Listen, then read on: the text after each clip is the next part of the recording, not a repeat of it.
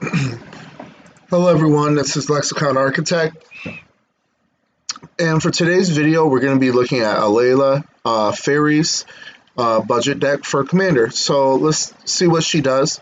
So she is a 4-mana Commander in Dimir colors.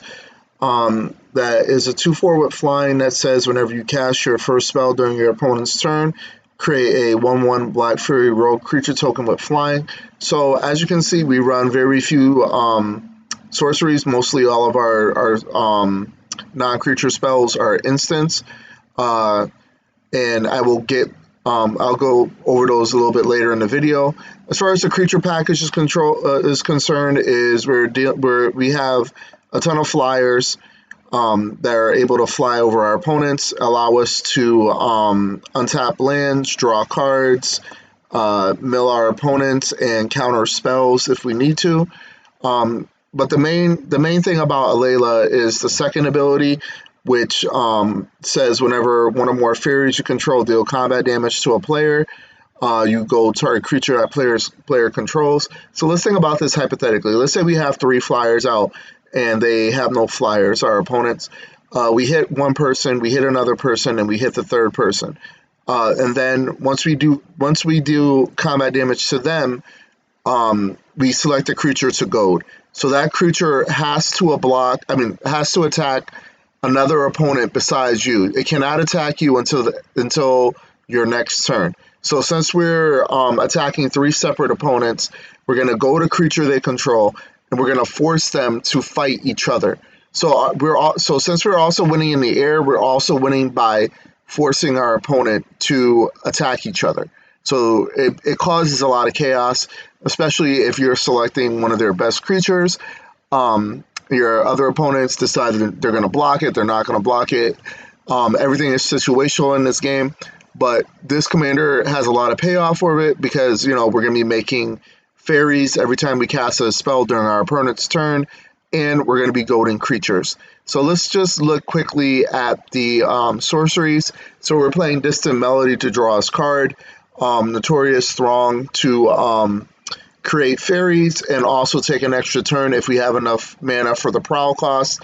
We play Pact of the Serpent to allow us to draw a bunch of cards depending on how many fairy or rogue creatures we have, and then Stolen by Fae to return one of our opponent's creatures to their hand. And we're going to create X/1/1 blue fairy creature tokens with flying, where X is the mana value of the card that we return. And then for instance, we're playing a bunch of spells that draw us cards, counterspell, ramp us, and removes creatures. As far as artifacts go, we're going to be playing the general run-of-the-mill Arcane Signet, Dimir Signet, Midnight Clock to reload our hand in our library to shuffle everything back in once the last 12-hour counter is put on it. And if we have the mana, we can dump mana into Midnight Clock to speed up the process.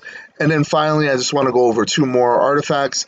We're playing the new one, Misleading Signpost, just because it has flash. It's a mana rock for us, and it also allows us to reselect an attacker, and we can reselect which player that permanent's attacking.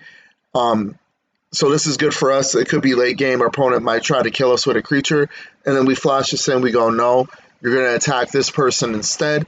As far as enchantments go, we're going to be playing Bitter Blossom just to generate a bunch of fairies, Favorable Winds to boost our flyers, Fill Wide Visitor to create 1/1 blue fairy tokens whenever one or more non-creatures you control deal combat damage to a player, Kindred Discovery to draw cards, Reconnaissance Mission to draw cards when we deal combat damage, and Reflections of Littjara because we're going to either be choosing fairy or rogue. And then whenever we cast a creature type of that spell, we get to make another copy of it. And that is it in a nutshell. This deck is going to cost you $194. The video will be uploaded to YouTube and TikTok shortly, and I hope you have a great day and take care.